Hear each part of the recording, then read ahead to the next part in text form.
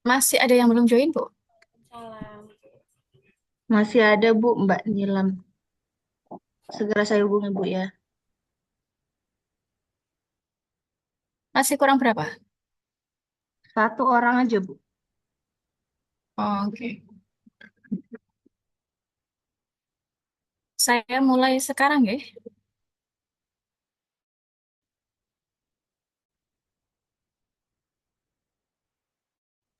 Siap Bu, lanjut Bu.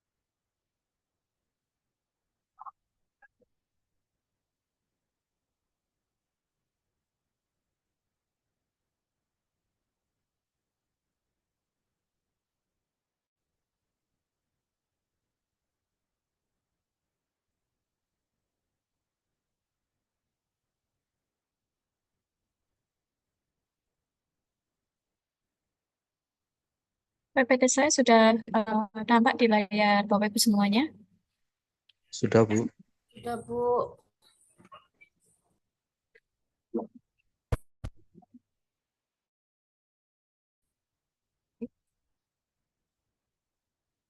Lebih baik saya mulai ya.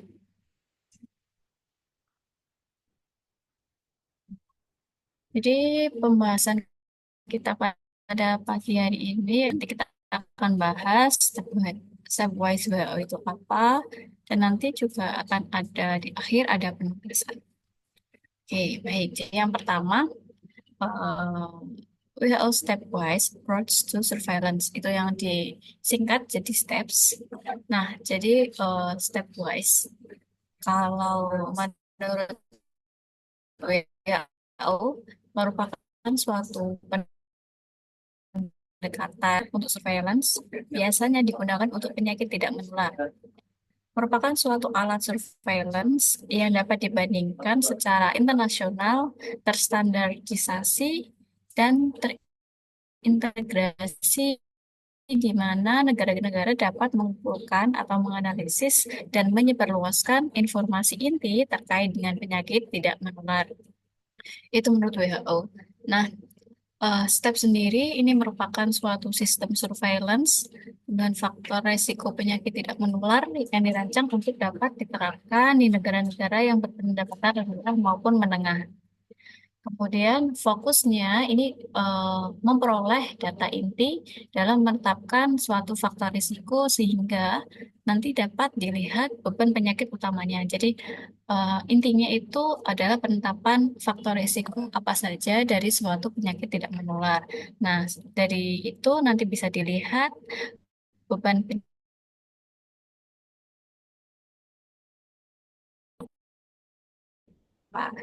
di suatu pendapat gue sendiri itu merupakan suatu survei yang dimaksudkan untuk melihat apakah suatu penyakit tidak menular ini faktor resikonya apa saja yang bisa menjadi ancaman bagi seseorang atau yang seharusnya tidak dilakukan itu apa. Nah, di dalam survei STEPS sendiri itu memiliki suatu standar. Nah, standarnya ini meliputi kuesionernya maupun pengukuran fisik.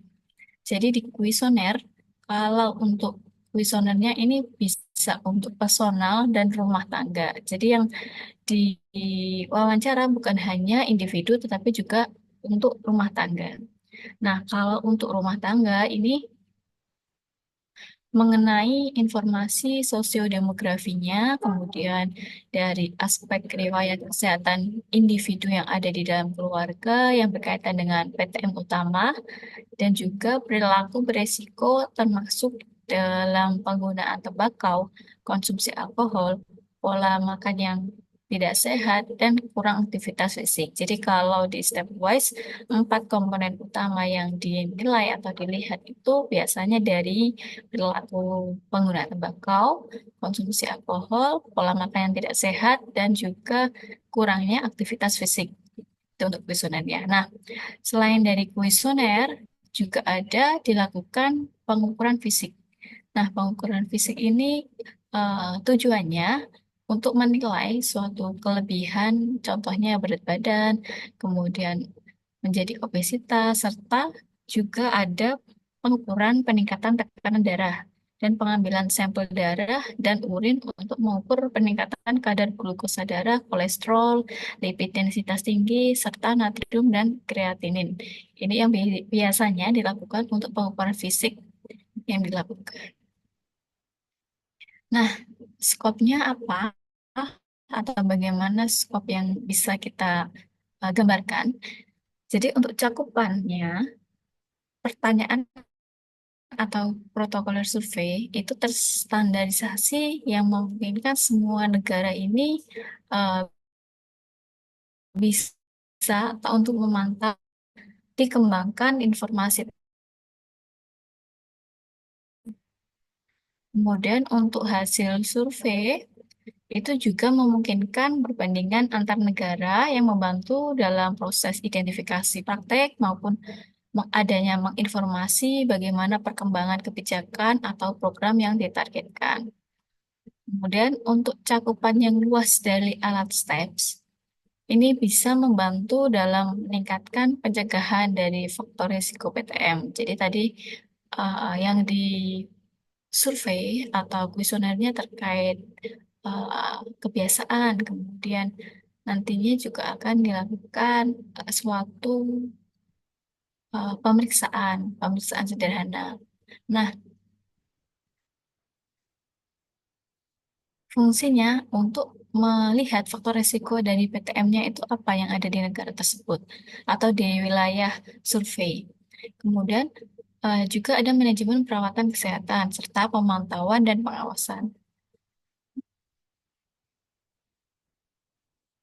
Nah, di dalam stepwise ini juga menyediakan data untuk 12 dari 25 indikator hasil kerangka pemantauan global WHO tentang PTM. Jadi tujuan adanya stepwise atau survei dan pemeriksaan fisik PTM ini yang pertama adalah untuk mengumpulkan informasi tentang faktor risiko penyakit tidak menular untuk sebagai perencanaan dalam pembuatan kebijakan maupun dilakukannya suatu intervensi di suatu wilayah. Kemudian yang kedua, ini tujuannya untuk mengumpulkan data faktor risiko yang terstandarisasi dari WHO yang bisa digunakan oleh seluruh negara tadi, namun ini juga memungkinkan fleksibilitas. Jadi kuesionernya tidak kaku, tidak paten, tapi ada poin-poin yang memang harus diikutsertakan dalam suatu kuesioner, tetapi bisa ditambahkan pertanyaan yang lain atau komponen yang lain yang mendukung dalam hal survei maupun pemeriksaan fisiknya. Nah, juga bisa memungkinkan dalam pengembangan sistem surveillance yang bisa semakin komprehensif dan kompleks. Jadi, pertanyaannya juga tergantung dari kebutuhan dan sumber daya lokal yang ada.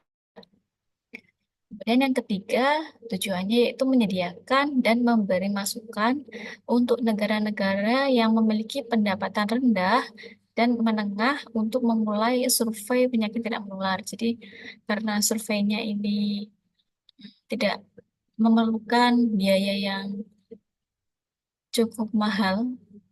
Jadi surveinya terkait dengan penggunaan kuesioner maupun pemeriksaan fisik sederhana. Jadi tujuannya supaya di semua negara ini bisa melaksanakan surveillance penyakit tidak menular. Kalau yang keempat, tujuannya ini untuk membangun kapasitas. Jadi supaya bisa mencakup dari seluruh masyarakat yang ada di suatu negara. Kemudian yang kelima yaitu untuk pendekatan terpadu dengan biaya rendah. Jadi mendekati, mungkin dari kuesionernya tidak mencakup semuanya, tapi mendekati eh, penyakit yang tidak menular yang ada dengan biaya tujuannya. Nah, desain dari stepwise pada penyakit tidak menular ini menilai dua jenis faktor risiko. Jadi ada penilaian untuk faktor risiko berlaku dan juga ada penilaian untuk faktor risiko biologis. Kalau dari perilaku, yang dinilai itu adalah kebiasaan dalam penggunaan tembakau, konsumsi alkohol yang berbahaya, kemudian makanan yang tidak sehat, apakah beliau mengkonsumsi buah dan sayur atau tidak, kemudian aktivitas fisiknya yang kurang. Nah, kalau untuk di penilaian faktor risiko biologis, ini dinilai dari obesitas dan berat badan lebih atau overweight. Jadi ditimbang, kemudian meningkatnya tekanan darah, adanya pengecekan eh, tekanan darah, kemudian glukosa darah tinggi, lemak darah tinggi. Nah, ini pemeriksaan-pemeriksaan ini ada pemeriksaan sederhana yang bisa kita lakukan untuk menilai faktor risikonya. Nah, kemudian kalau untuk desain instrumen STEP, jadi stepwise ini merupakan suatu adanya konsep untuk penilaian faktor risiko penyakit tidak menular. Nah, di sana ada beberapa hal atau komponen yang harus ada. Contohnya ini nih, untuk kuesioner faktor risiko perilaku maupun faktor risiko biologis. Nah, tetapi dalam suatu kuesioner ini bisa ditambahkan pertanyaan eh, dari si peneliti yang akan menyesuaikan di tempat penelitian tersebut. Jadi pertanyaannya memang ada yang harus ada dan bisa ditambahkan dan ada yang harus ditambahkan. Nah, untuk step satu, self-report information by questionnaire. Jadi eh, report dari informasi perorangan, kemudian objective information by physical measurement, kemudian objective information by blood sample for biochemical analysis. Nah, untuk yang ini, yang ketiga ini nanti tidak perlu kita lakukan karena memerlukan biaya yang lebih. Jadi nanti yang akan kita lakukan atau yang Bapak Ibu kerjakan nanti untuk step 1 dan 2 saja. Jadi ada kuesioner dan yang kedua ada pemeriksaan fisik. Pemeriksaan fisiknya ini dari penimbangan berat badan dan juga pemeriksaan tekanan darah. Kalau untuk yang ketiga, untuk blood sample atau pemeriksaan darah, ini kita lewati saja. Nah, yang step one atau self-report information by questionnaire, ini adalah informasi mengenai hal yang diperoleh dengan melakukan wawancara terstruktur menggunakan kuesioner. Kemudian informasi yang ditanyakan itu biasanya meliputi dua hal, bagian inti maupun ada tambahan. Nah, intinya yang harus dilakukan atau yang harus ada dalam kuesioner itu adalah pertanyaan terkait dengan sosiodemografi, kemudian penggunaan tembakau, konsumsi alkohol, konsumsi buah dan sayur, kemudian aktivitas fisik. Nah, yang kedua ini ada bagian tambahan, yaitu terkait bisa contohnya tembakau yang digunakan apa, kemudian apakah sering melaksanakan atau mengikuti pesta minuman, kemudian konsumsi minyaknya bagaimana, karena tadi kita tidak melakukan pemeriksaan cek gula darah dan juga eh, kolesterol, maka di kuesioner ini bisa ditambahkan terkait kebiasaan dari konsumsi yang minyak maupun konsumsi gulanya.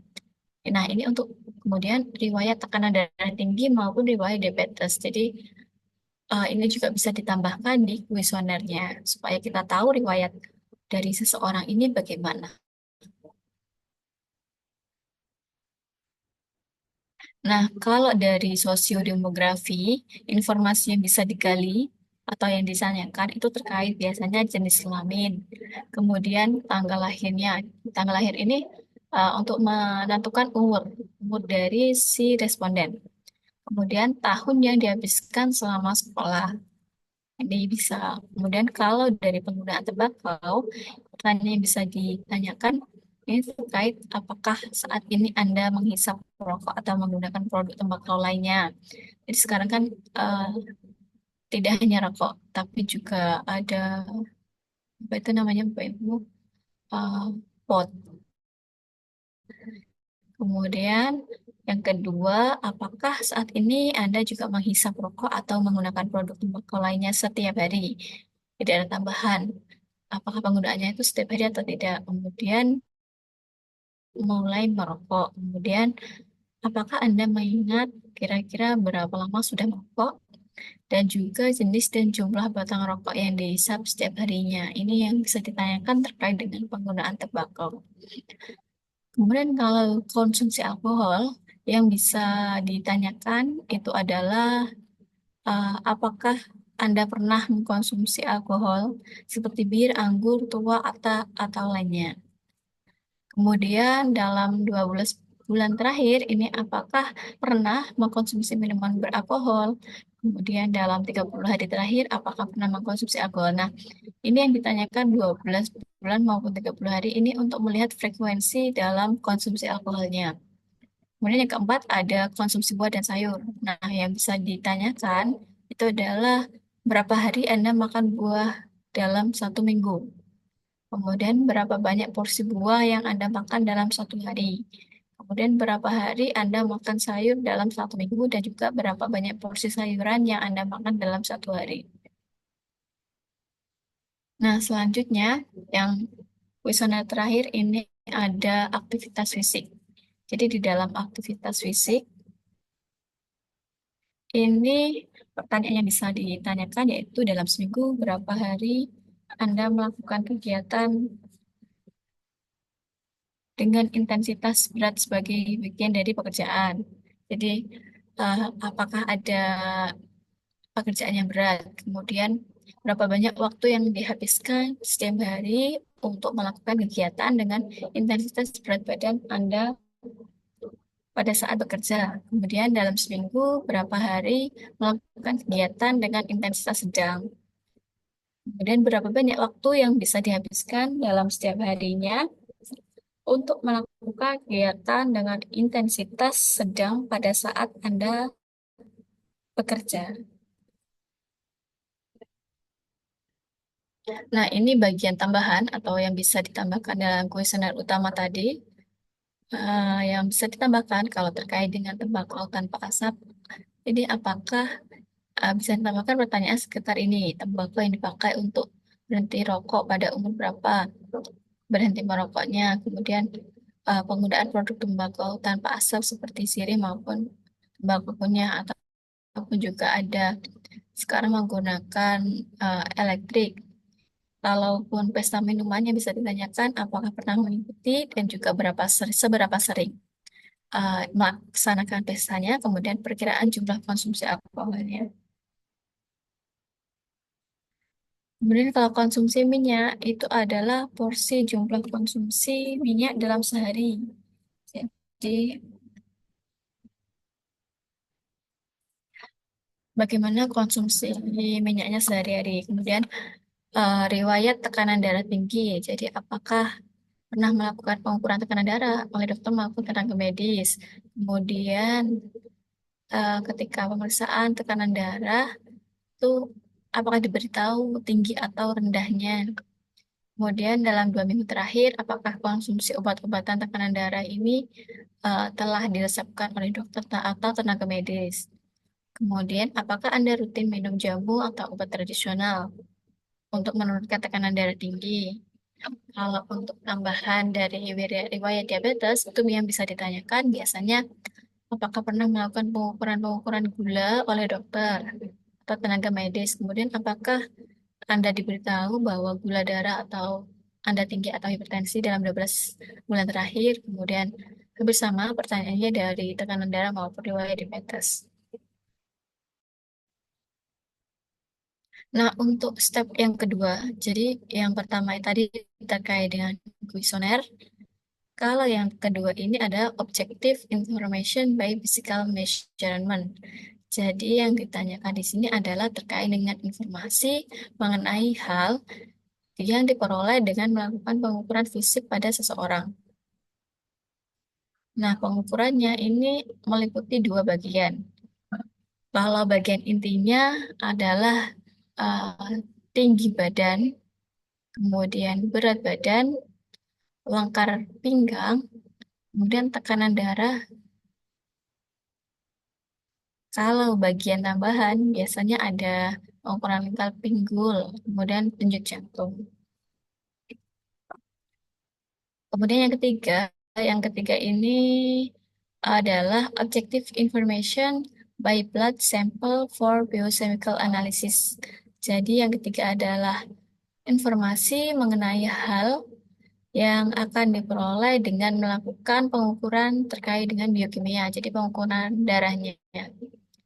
Kalau dari pengukuran darah ini yang inti biasanya ada pengukuran gula darah puasa, kemudian pengukuran kolesterol total puasa. Nah, kalau tambahannya bisa melakukan pengukuran trigliserida maupun kolesterol HDL. Tapi untuk kita nanti prakteknya itu hanya di step 1 sama step 2 saja. Untuk step 3-nya tidak usah. Nah, ini nanti mungkin bisa dibaca. Jadi untuk step 1, step 2, step 3 ini nanti ada pertanyaan inti, pertanyaan pun pilihan.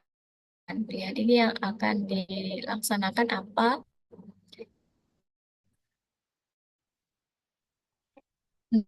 Nah, ini Bapak Ibu yang terakhir. Jadi nanti untuk Bu Clara di kelasnya ada berapa mahasiswa nggih? 20 atau 21? 20 Ibu. 21 Bu, ada tambahan dari Oh, reguler. 21 nggih. Ya. Kalau untuk reguler nanti biar mereka berdua, jadi mereka sendiri penugasannya. Untuk kelas AC maupun RPL ada berapa? 20 mahasiswa Bu. 20 atau 21 nggih? 20 Ibu. 20. Ya, jadi nanti kalaupun mahasiswanya kalau 20 nanti dibagi menjadi 4 kelompok. Jadi setiap kelompoknya nanti terdiri dari 5 mahasiswa. Nah, untuk minggu depan tugasnya, Bapak Ibu tugasnya membuat suatu instrumen stepwise. Jadi nanti apa yang akan dilaksanakan, nanti kan Bapak Ibu ini tugasnya adalah melakukan uh, kuesioner koresponden.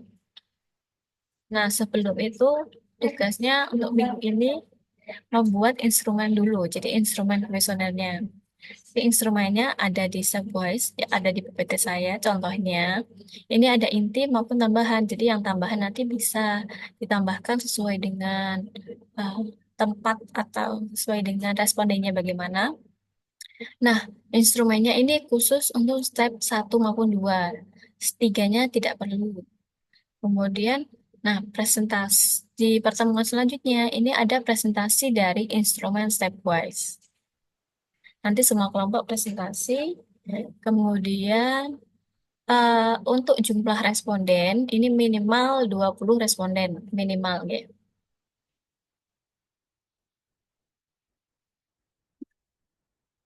Nah, jadi untuk minggu depan yang dipresentasikan adalah instrumen dari stepwise yang telah dibuat oleh kelompok. Kemudian sudah menemukan atau sudah menentukan lokasi survei maupun waktunya kapan. Kemudian melakukan survei penyakit tidak menular. Nah, ini yang akan dilakukan ke depannya. Jadi untuk minggu depan, tugasnya ini adalah membuat instrumen stepwise, step akan dipresentasikan pada pertemuan minggu depan. Dan juga sudah menentukan lokasi survei dan waktu. Kalau dari sini ada yang mau ditanyakan, Bapak Ibu, monggo.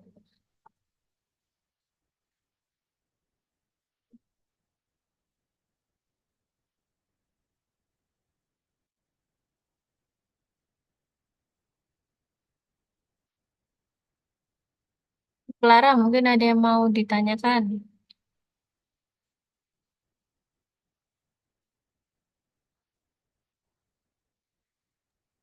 Belum ada, Bu. Nanti kalau misalnya teman-teman ada pertanyaan, saya list lalu saya kirimkan ke Ibu. Oke, baik. Untuk ini Amel sama Ivan gimana?